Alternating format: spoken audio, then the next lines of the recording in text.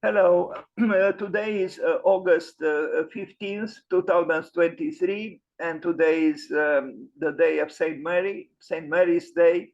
So I thought of talking about building for St. Mary, and I will show some churches, cathedrals, and chapels that were built specifically for the Mother of Christ.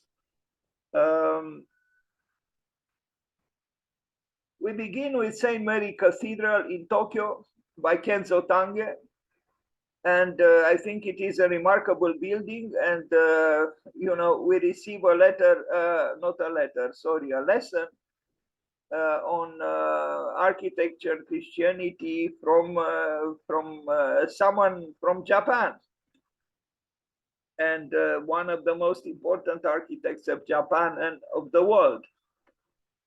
This is a building which is not sweetly and conveniently caressing the believer, but it's a raw building, it's a rough building, it's a geometrical cave, and I think its power of persuasion is in direct proportion with its primal form of expression. I only wish, they would build in a similar way here. Unfortunately, in this country, the way churches and cathedrals are built are in total opposition to what we look at here in Japan.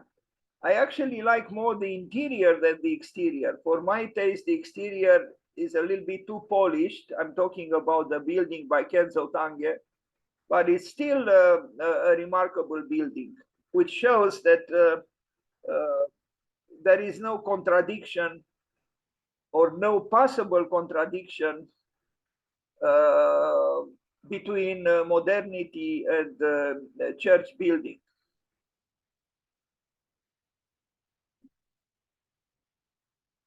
So this is St. Mary's Cathedral in Tokyo by Kenzo Tange. Outside, for my taste, it's a little bit too clean and too, in a way, designed. It's too. I would have liked some kind of a disturbing element to be shown, but that's my own subjectivity. Inside, though, I mean, yes, the building is explicitly a church or a cathedral, maybe too explicitly in a way, if I can say something like this. But the interior is inspiring, I think, because it's evoking that austerity, which I think is necessary even when assuming the journey towards the sacred.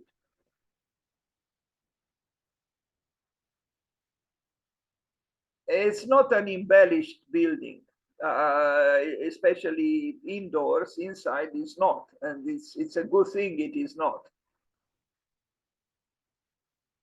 Kenzo Tange, Tokyo. These Japanese continue to astonish us. And the play of light on the rough surfaces of concrete, exposed concrete, continuously changing, are showing themselves.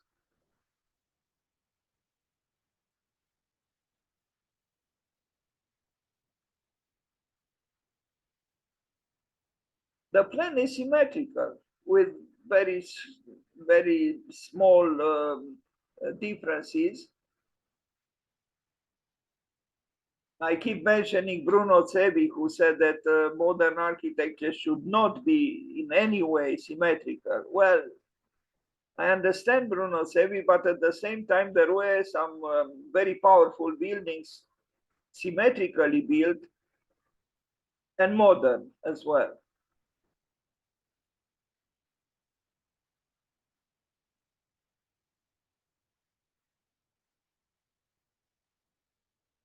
In my opinion, a good building doesn't need finishes. Like a good person, well, a good person, I should say, a person who has character and who has inner beauty doesn't need makeup.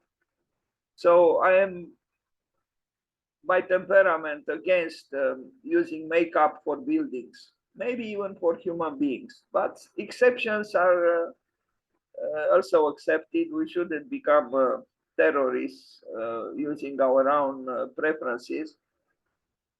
And since we are contemplating a building in Japan, it's known very well that there is a culture of sophistication, of seriousness, and artistic power that is based on heavy makeup in Japan.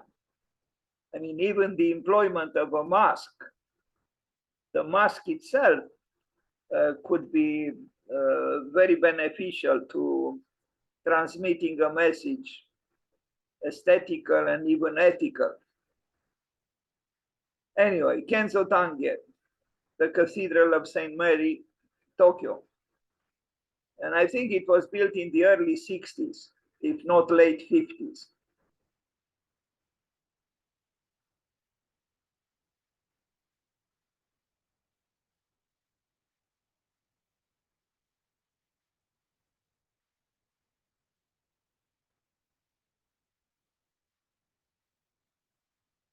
Now, the Cathedral of St. Mary of the Assumption by Pietro Belluschi and Pierluigi Nervi. And they do have something similar. I mean, the two buildings, the one that I just showed by Kenzo Tange and this one by Pietro Belluschi. He was the architect, and Pierluigi Nervi, the engineer, but he himself, in essence, an architect. So you see, this is the building in San Francisco by Belluschi and Pierluigi Nervi. There are similarities between this building and the previous one that we saw in Tokyo. And the inside also, I would say there are some similarities, except that here the roofing is more elaborate, and the structure designed beautifully by Belluschi and Pierluigi Nervi, or maybe in this case, I should say first Pierluigi Nervi and Pietro Belluschi, is very eloquent.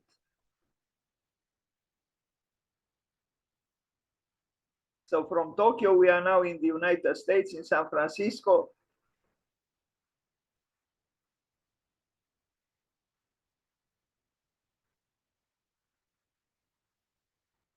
Nervi, of course, had mastered the art of structure, and in his case was indeed the art of structure.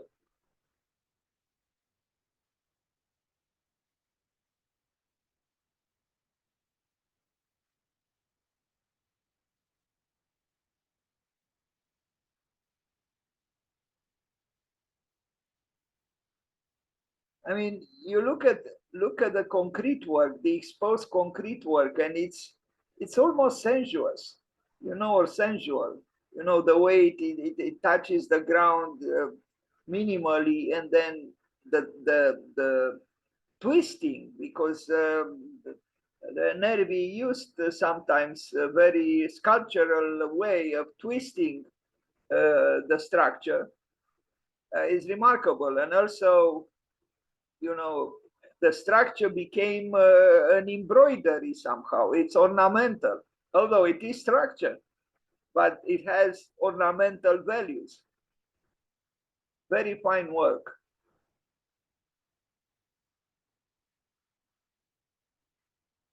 And the sensuousness that I mentioned can be perceived also outside, if we contemplate particularly the top part of the building.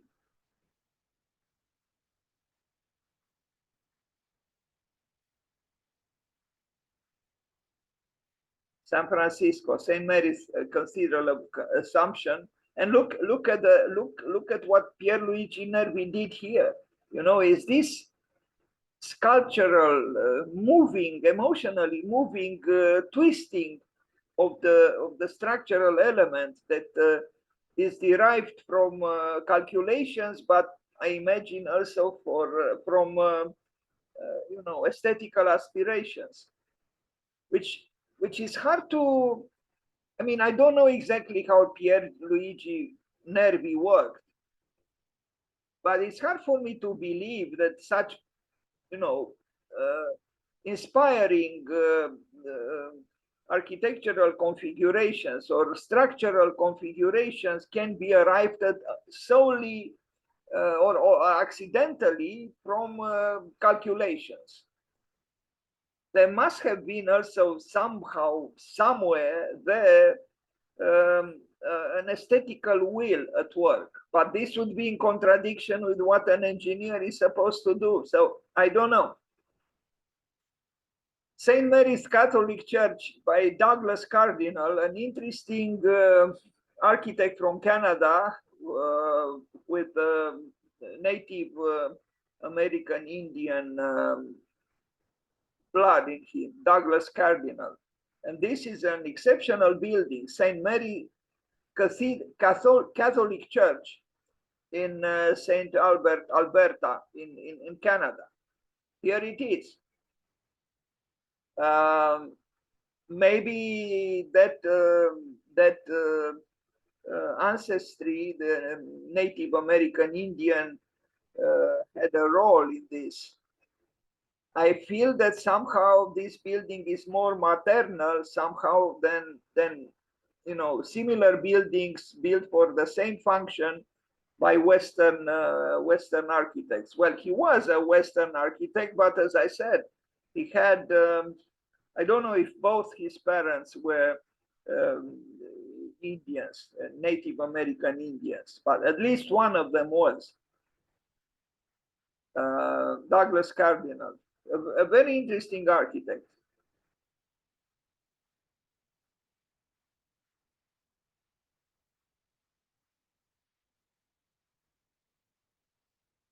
So very different the building from Kenzo Tange and Pierluigi Nervi and Pietro Belluschi. First, the material, brick, as opposed to concrete. So earthiness, because it's possible that Frank Lloyd Wright was correct when he described concrete as a conglomerate, while the brick is not a conglomerate. A great building by Douglas Cardinal, dedicated to St. Mary.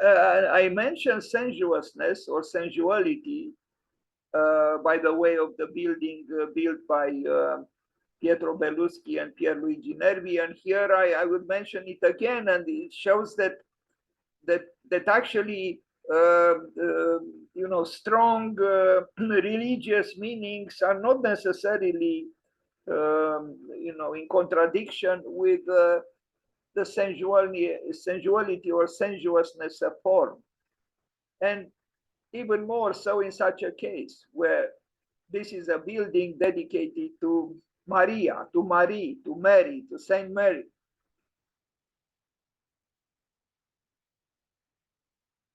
By the way of Saint Mary, I discovered 2 or 3 days ago that there is actually a school of architecture that is the college is called Marianne College of Architecture and I think Urban Planning. And one poster for them or a publication by them had the word liminal inscribed on the cover, and that word liminal made me wish to be able to one day perhaps make a presentation about liminal architecture. What is liminal? Liminal is, I think, is referring in this case, in the case of Maria, Mary, the mother of Christ, to the double status in a way. You know, she gave birth to Christ, but she was a virgin. So liminal expresses that's oxymoronic condition where you are actually with your feet on both sides of a threshold. So I think the subject of a liminal architecture is very potent and is very attractive. You know, a liminal architecture, maybe all good architecture is or should be liminal. I mean, other people use other words, you know, like porosity, for example, that Stephen Hall uses. Porosity also refers to a liminal condition because you have a separation, you have a wall, but through porosity, you have that wall not just separating, but also uniting. So it's both separation and you know, the act of bringing together through porosity. A liminal architecture does, in essence, something like this: to be on the threshold or to be simultaneously on both sides of a threshold.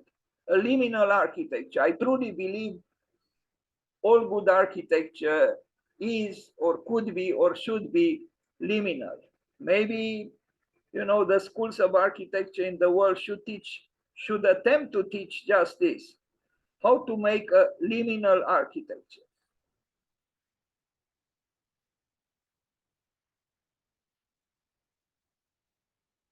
And I think in a way this building is a liminal architecture because it is a church, but the sensuousness of form, the feminization of the building, in this case, even more appropriately because it's dedicated to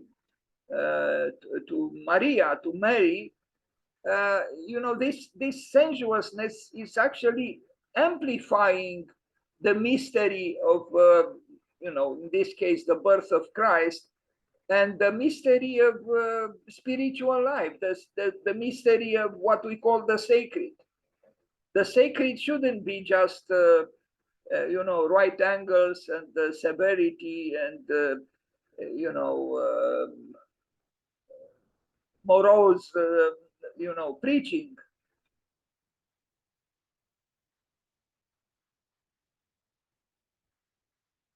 Now, St. Mary's Church in Peterborough, this is, I think, in Great Britain.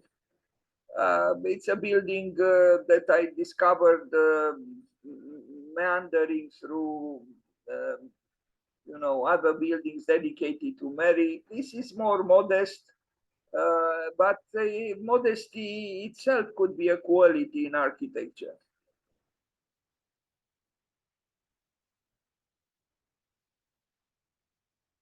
Now, St. Mary's Chapel by Ply Plus. This is a building built more recently. I am attracted here by the brickwork, which again becomes ornamental in the very act of being placed correctly.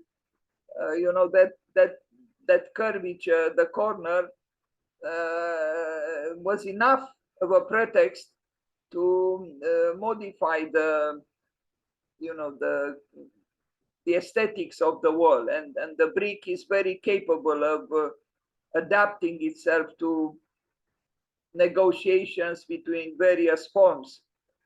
And I think this corner is magnificently, maybe the word is a little bit too flamboyant, I think this corner expresses a lot the tensions between the profane and the sacred, because you see on the ground is the right angle, and then as the building progresses towards the top, it becomes curved, so the angle disappears. And in many churches of the past, it was expressed differently, the same situation. You start with a square and you move towards the circle. Here is the same thing, but done differently and expressed this very, I would say, poetically in terms of the tectonics of the building, this idea that you have the duality the terrestrial and the celestial, the earth and the sky. And this duality is solved or expressed in this case through this modification of the corner of the building. I think it's a subtle but distinct illustration of what probably the relationship between the profane and the sacred is.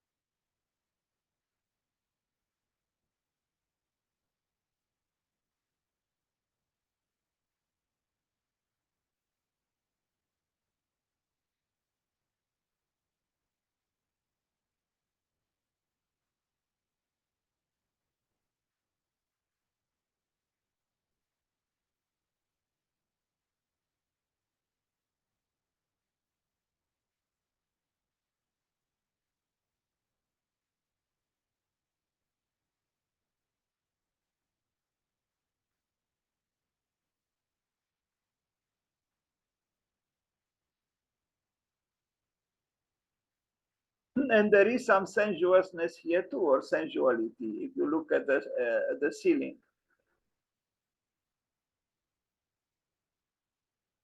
Maybe the word sensuous or sensuousness or sensuality could be, the words could be changed into grace, gracefulness. There is grace.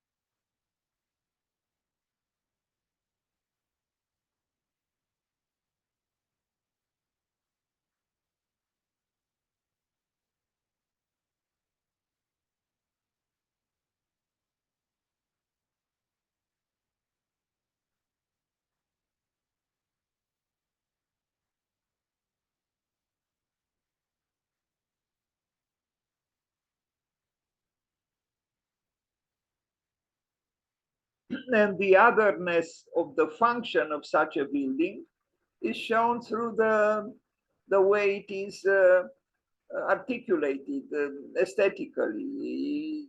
In the complex of these buildings, you acknowledge and you discover and you recognize the building with a function that is longing for the sacred through the form that is used. So yes, it is about the otherness of what a church is or is supposed to be. Now we arrive at this famous building by Le Corbusier, Notre Dame du Haut, at Ronchamp. And although the author was always and is and will always be Le Corbusier, I did find, I don't have an image here, but I have it in another presentation, where someone thought of drawing two circles that intersect or overlap. On one was written Le Corbusier, and on the other one was written Yanis Xenakis, and in the vesica of their intersection was written Ronchamp. Someone in this world thought that apparently Yanis Xenakis had an influence on the making of this building, because Le Corbusier didn't really work in this way at all. The Ronchamp was a total surprise in his oeuvre. I don't know if this is true, but it is true that Yanis Xenakis, who worked for many years for Le Corbusier, did have an impact, and particularly in the Philips Pavilion that the office of Le Corbusier built in Brussels, I don't know, 1958 or 1955, something like this. But let's look again at this famous building, which intrigued me when I visited it. I will explain in what way it intrigued me. The southern wall, which is here, and which is different from all the other walls, and I asked myself why. This is, you know, from the back, so to speak, the northern elevation, which has itself a lot of interest, architectural interest. When I visited it, I wasn't really so, you know, emotional or so I don't know, moved by the building. Maybe because it was, I don't know, refurbished, repainted. It looked too clean and too new somehow.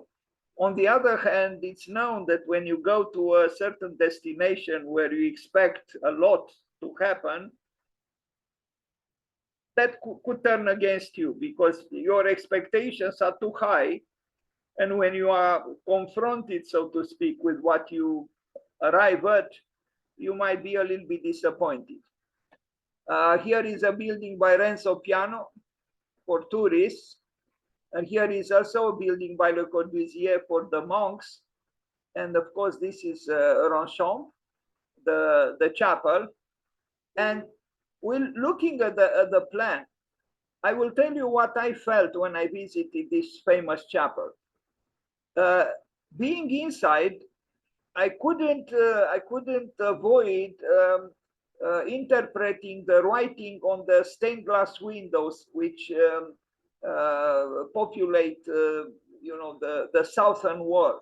But please notice again. In fact, I have another picture. You see even better here how different this southern wall is from all the other walls of the chapel. Now, why did Le Corbusier make this wall in this way? And this is the southern wall. It's oriented towards the south. Now, what I felt when I was inside the chapel was this. I had a feeling because on the stained glass windows, Le Corbusier inscribed an imagined dialogue between him and Mary, the mother of Christ. But I felt there was a level of intimacy in the way he articulated what had to say. There are just a few words, it's not an ample dialogue, but I had the feeling, this is what I felt then, that he was mysteriously and maybe even inadequately too intimate with the mother of Christ. The way he called her Marie, you know, he was telling Marie certain things or asking Marie certain things. This was my first perception. That's how I perceived that Le Corbusier was slightly too intimate with the mother of Christ. And only years later, I came across an article on the web which commented on the fact that it's possible that this building, unconsciously perhaps, but we do not know, but unconsciously perhaps was also dedicated to his own mother, Le Corbusier's mother, whose name was also Marie. So this is very interesting because I think this building, it's very possible, perhaps unconsciously, was designed by Le Corbusier, not just for the mother of Christ, but for his own mother, whom he adored. Le Corbusier adored his mother, and in fact, I read various texts about this. All his struggles in architecture and art and culture in general were meant, in fact, for winning the attention of his mother, who apparently neglected him. He had a brother, and his mother apparently had more affection for his brother than for Le Corbusier. So Le Corbusier, frustrated and adoring his mother, did everything to attract her attention, her affection, to win her heart, so to speak, to win her affection. So maybe my intuition then, or my perception, or foggy as it was when I was inside the chapel, was not totally incorrect. Maybe, and I imagine unconsciously, Le Corbusier thought of his mother when he was building his chapel, this chapel for Christ's mother. But then I asked myself, why is this wall thick as it is? Because you can see, it's at the bottom is probably even thicker than 3 meters or over 2.5 meters thick. It's a fortress wall which separates the source of light, meaning the sunlight, from the inside of the building. Exactly there where the building is touched by the most rich and convincing light, at south, he opposes the thickest wall, and then the windows, the openings in the wall are like in a fortress. I call this southern wall of Ronchamp the medieval wall of Ronchamp. This is a medieval wall. The others are not, but this one is. When I look at these openings into the wall, I think of what Louis Kahn said when he commented that in the past, a certain remote past, the walls were very thick and the windows were receptacles of light. They were narrow. And with the geometry that can be seen even here for defense reasons.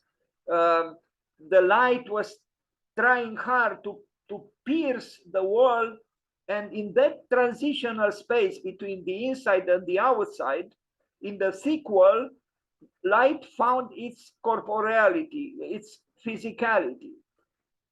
At that very junction between the inside and the outside. I would say that this is an example of a liminal architecture.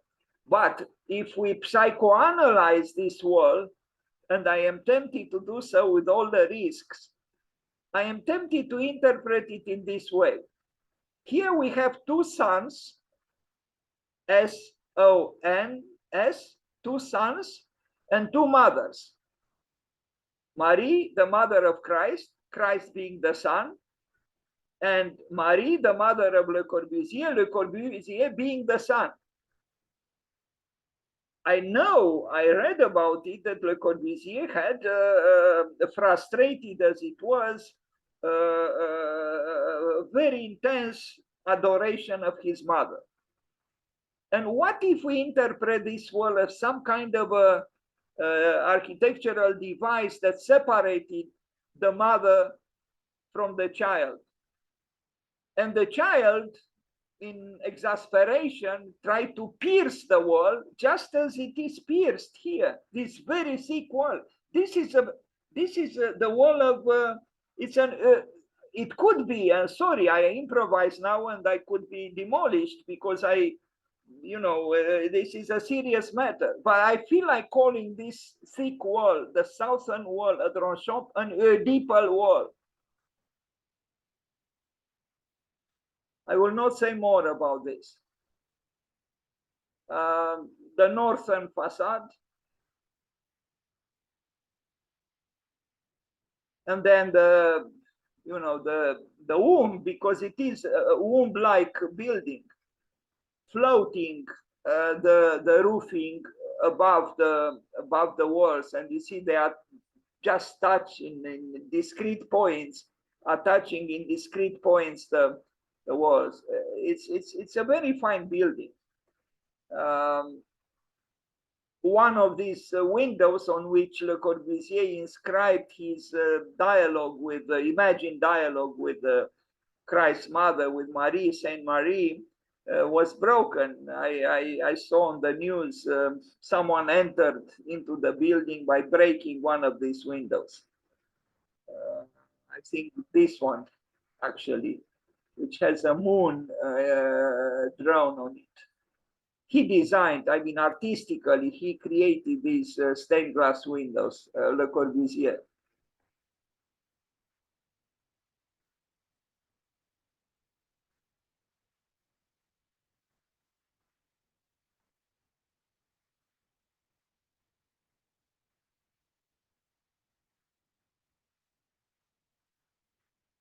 The son adoring his mother, begging for her attention. Okay, and now Mark Cavaniero creates concrete chapel for St. Mary's in California. Another building, a more recent building, also built for St. Mary.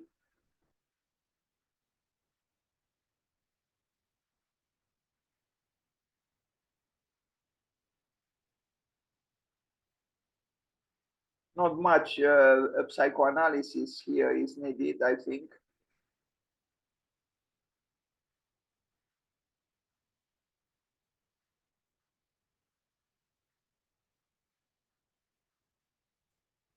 St. Mary's Chapel in Grand Tully. This is an older building which I like for its supreme simplicity, and I think is very effective and very moving, exactly because it's almost a no architecture, ground zero architecture. Not bad. I don't know when it was built, but also dedicated to Saint Mary. Inside there is more. It's not any longer, you know, the volume zero of architecture. Maybe volume one or volume two, but it's still a moving building, and I regret I don't know when it was built.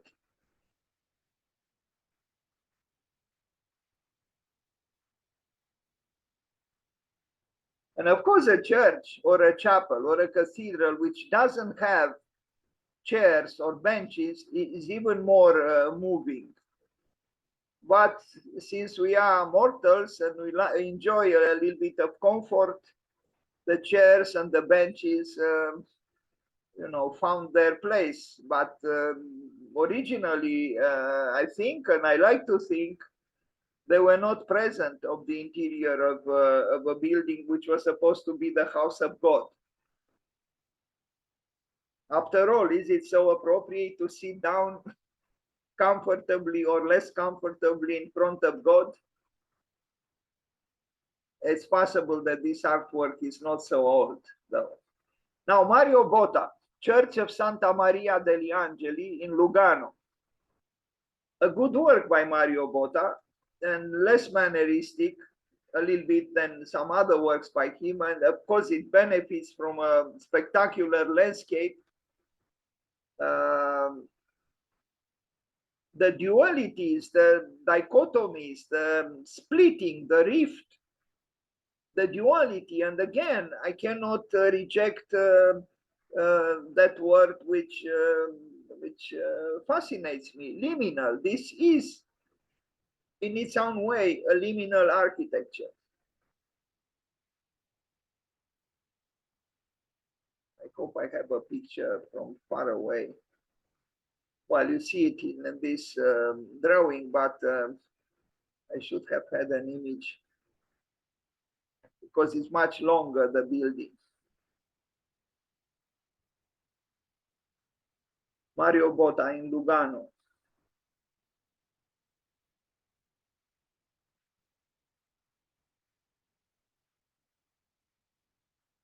Mario Botta did a few interesting buildings, but was always less convincing than Louis Kahn, because sometimes he repeated himself. But I think in this building he achieves a certain level of I don't know how to describe it. He's moving beyond himself, so to speak, to an extent, although you recognize that this might be a Mario Botta building. But I think exactly this duality, you know, this two-ness makes it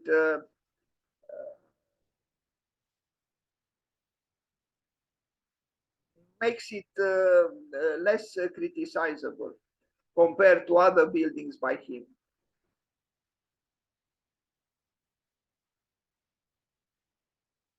Unfortunately, I do not know how to interpret the graphic work or the pictorial work on the ceiling or the roof, but even the art is integrated very well in the building.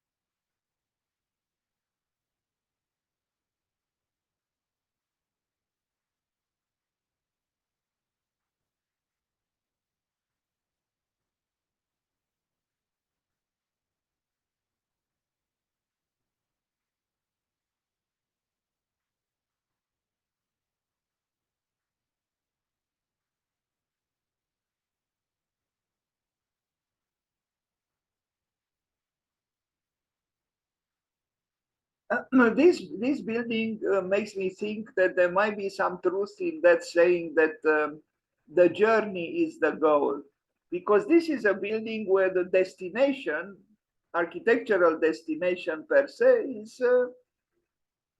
is in quantitative terms, at least, less imposing than the journey to it. You know, all the building is very long, but the actual room, you know, where the religious service takes place, it's rather small. This room, but it is the journey that counts. So yes, in this case, perhaps we could say that the journey is the goal.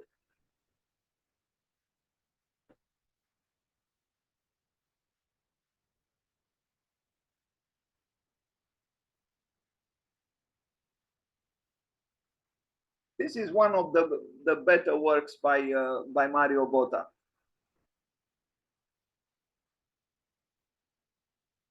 And beyond the exasperations of deconstructivism, this building evokes the power of what is solid, what is rigid, the power of stone, and if not arrogant, the power of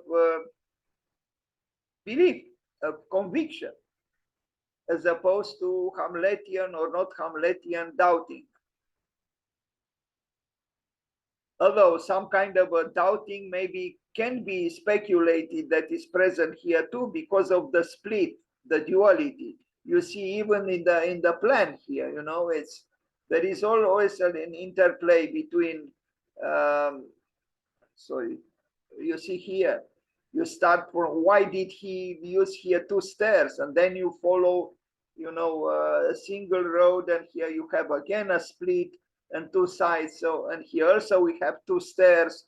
So there is a flirtation with the two-ness, which could express, and it does bring tension to the building.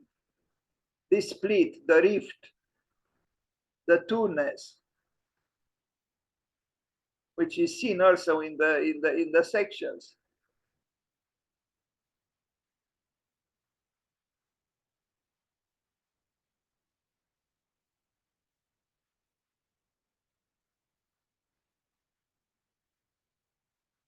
It's interesting how he placed this cross here. You know, he didn't place it. I mean, the section is perfectly symmetrical, but he didn't place the cross exactly in the middle of the building, but a little bit off. That you see here as well. So it's another, you know, tentative betrayal of a totally assumed certitude.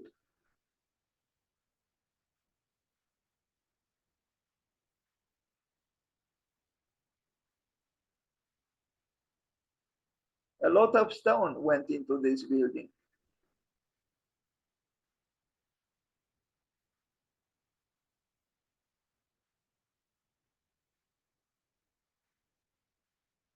Yeah, for me too, this building as well could qualify for what I call a liminal architecture.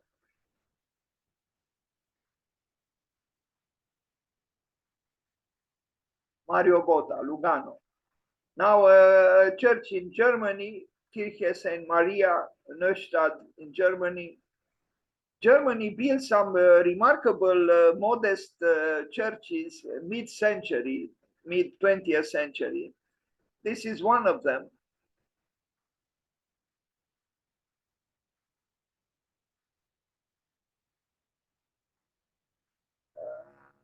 This one, I don't know where it is, if it is in Germany or Austria.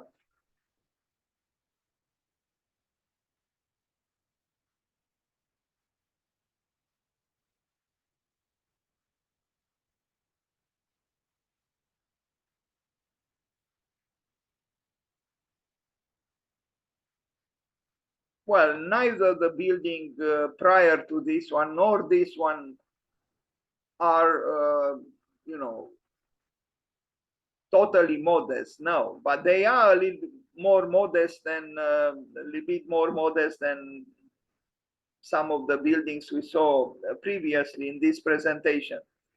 But being that they are churches, at the top, they do express a desire for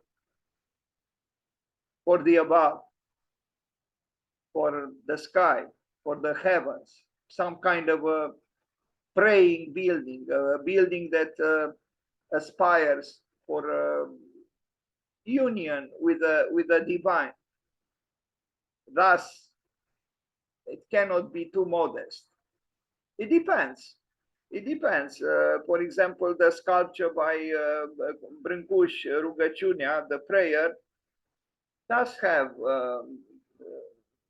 modesty, and the figure is looking downwards, not upwards. This is a building, although maybe a building that is so-called looking downwards could be conceived too for such a function, a church. Marienkirche in Lübeck. Two towers.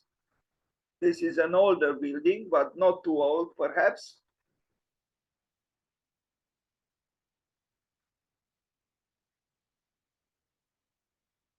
Refurbished.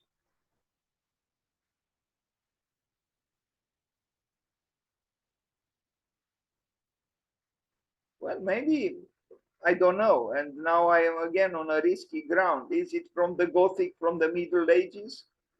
It could be.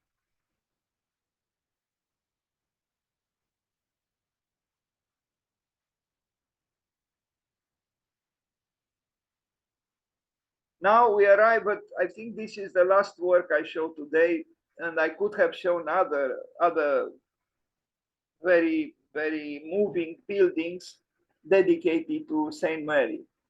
I end this presentation with the Couvent Sainte Marie de la Tourette. I read, but I didn't quite memorize the slight difference between a couvent and a monastery. So it's not quite a monastery. It's a technical difference between a couvent and a monastery.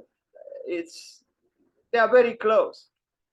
This is called a couvent, not a monastery. Saint-Marie de la Tourette, Le Corbusier, but Le Corbusier, where the project manager, the one responsible with the project, was actually Yanis Xenakis. And he did have an important role in this building, besides supervising the construction of the building. I visited it twice. I even slept a night here. You can rent a cell, a monk's cell, and you can spend a night or several there. I have to say something which is very personal. What moved me a lot in this building, besides the, let's see the plan, besides number 11, which is the the church itself, which is very, very beautiful and moving and dramatic, although it is rectangular. But the power of this room I actually didn't encounter at Ronchamp.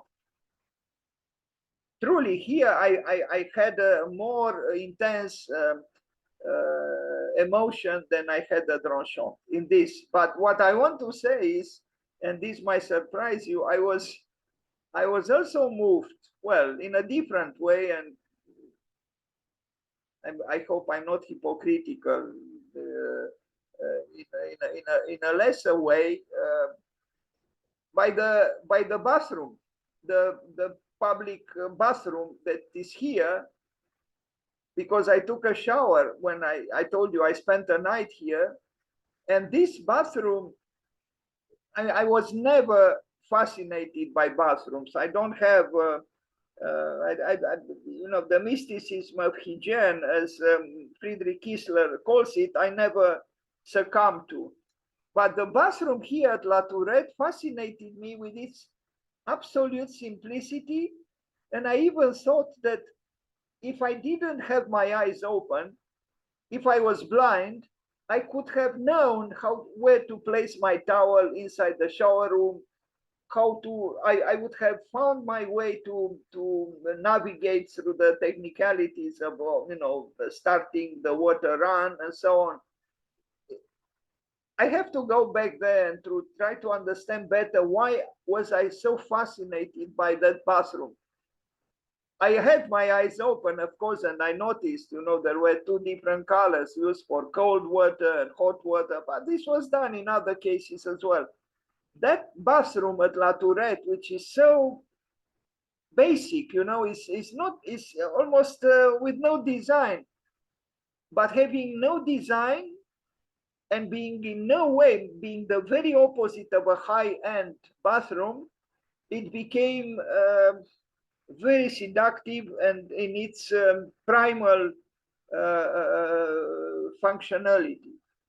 Anyway, today is Saint Mary's birthday. I mean, you know, it's Saint Mary's Day, so I shouldn't talk so much about the bathroom at La Tourette. Let's go back to the building itself, which is one of the important works by Le Corbusier. Well, all his works are important because he was Le Corbusier le Grand. At the top are the cells, you know, where the monks sleep. In some cases, they also have, you know, like a small, you know, library inside the cell. In the one that I spent the night, there was no library. It's very, very modest, but it does the job. And then you have other spaces, you know, you have, you know, the eating area where you can eat very well there because, you know, the monks enjoy not just food, good food, but also wine. And they also bury the monks, those who die, on the hill on the right, in close proximity to La Tourette, to the Covenant, to the building itself. And this is the church, if we are to call it the church.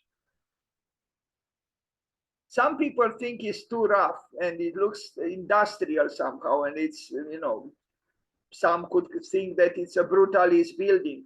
Another peculiar thing here, but maybe I shouldn't say another. One of them is, do you see these concrete panels here? They are at the end of the corridors. And I asked myself, why did he block the view? Because, you know, the landscape is very beautiful, you know, it's magnificent, you know, hills and forests and so on. It's frustrating, no? Where it's supposed to be a window. Well, there is actually a window because this concrete panel is at an angle. So you can see actually the sky, but you cannot see very well unless you look left and right at a difficult angle. You cannot see the nature around the building. So I don't know if I read or I imagined that this was done intentionally in order to force the monks to not contemplate the beauty of the landscape and contemplate only the blue of the sky and contemplate the sky within themselves, meaning their own interiority. Then here we see these vertical elements that are not placed at regular intervals. Here is the future major composer of avant-garde music, Yanis Xenakis, who had a contribution. I don't know the technicalities of the rhythm of these vertical elements, but that was his contribution there. You see the structure is equidistant. You see at the bottom here, these are equidistant, but here it's about music. It's about mathematics becoming music, and thus apparently capriciously so.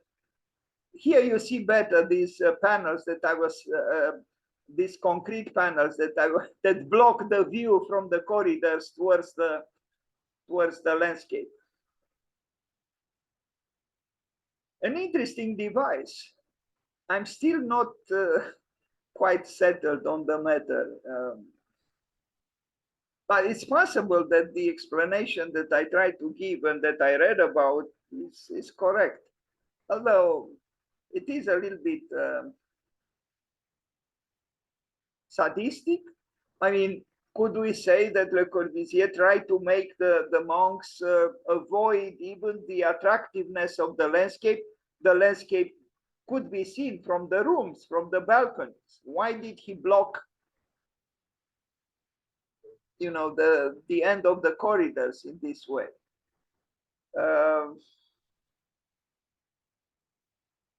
So we look at the plan. There is a small chapel here, the number 7.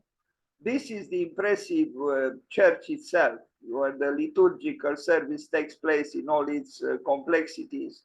Sometimes artists, modern artists, contemporary artists are invited to, you know, create an artwork to be placed within this large room.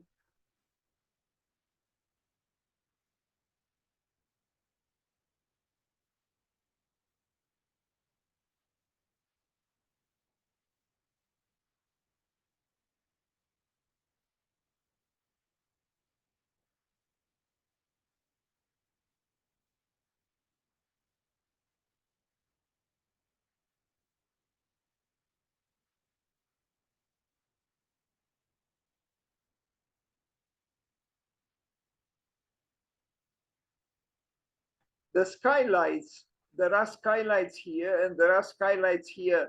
I'm not sure about this, but here also, if I remember correctly, Yanis Xenakis had a role to play in the choice of how they were designed and built. A section. Now here I can mention something that intrigued me, and I still do not understand what happened and why it happened in this way. Do you see these arches here? The way they are, you know, designed?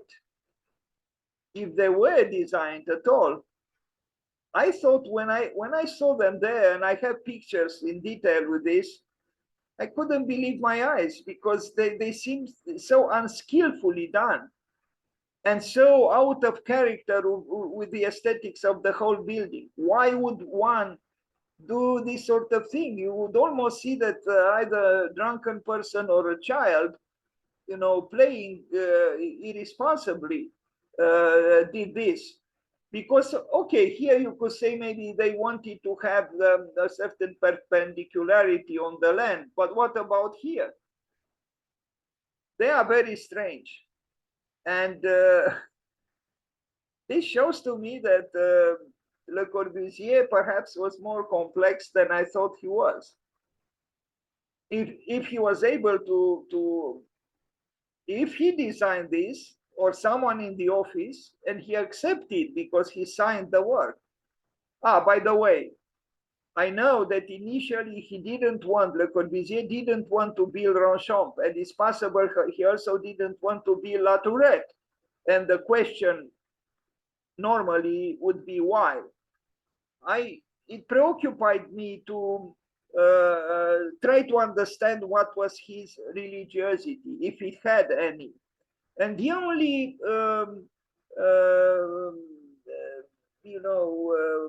proof I found, if I am to call it a proof, is I found a picture once in a book or somewhere with the bedroom of Le Corbusier, but I don't know where it was because it wasn't in his apartment in Paris nor at Le Cabanon. And I saw a picture that had the appearance of being somehow religious above the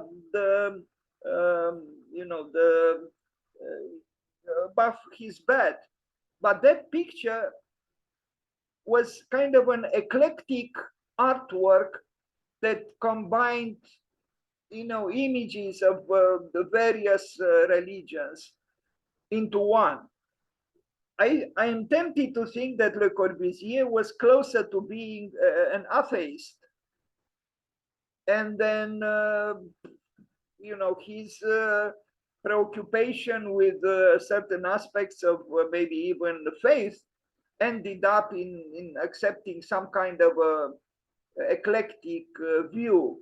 But I think it is correct what I read, that initially he didn't want to build a church, and he had a friendship with Couturier, a monk who was a friend of modern artists and of him as well, I think. And Couturier convinced him to to build Ronchamp, to design Ronchamp. And it's possible the same thing happened with La Tourette.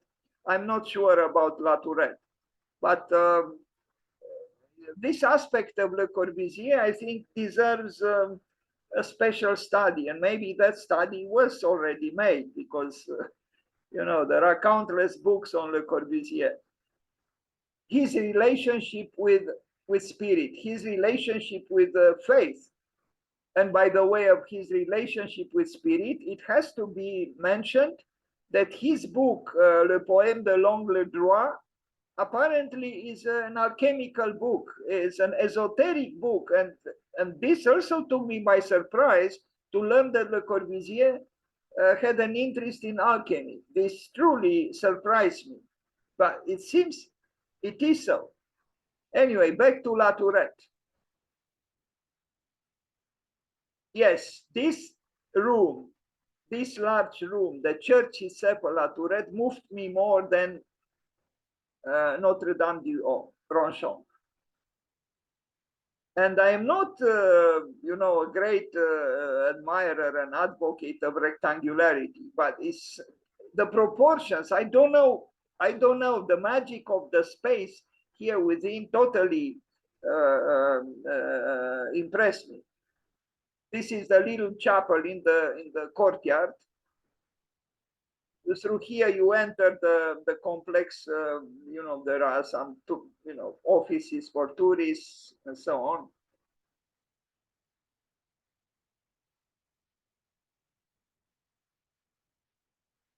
Again, we see the musical rhythmicity of these vertical elements, where apparently Yanis Xenakis had something to say.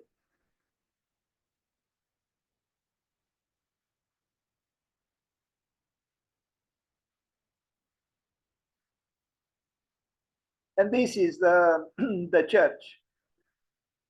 Again, the split, you see it like in the previous work by Mario Botta that we look at. Here we also have a two-ness and the split, the rift on the floor of the church. And these are those intriguing, not to call them in some other way, vertical supports. Why did they make them in this way? Look at them. because this is not the architectural language of the whole building. And they seem to be done almost casually, without care. But it's hard for me to believe that they were done so. Maybe they wanted to symbolize something. Maybe, who knows, the fragility even of religion, or the imperfections of religion, or yeah, I don't know. I will leave you with this question: why did Le Corbusier accept even to have something done in this way for this particular building, La Tourette?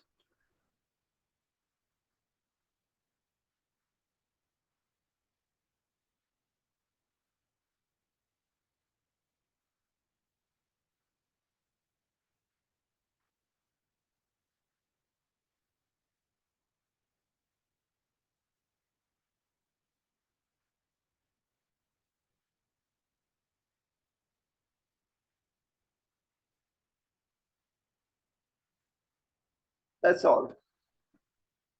Thank you for being here today.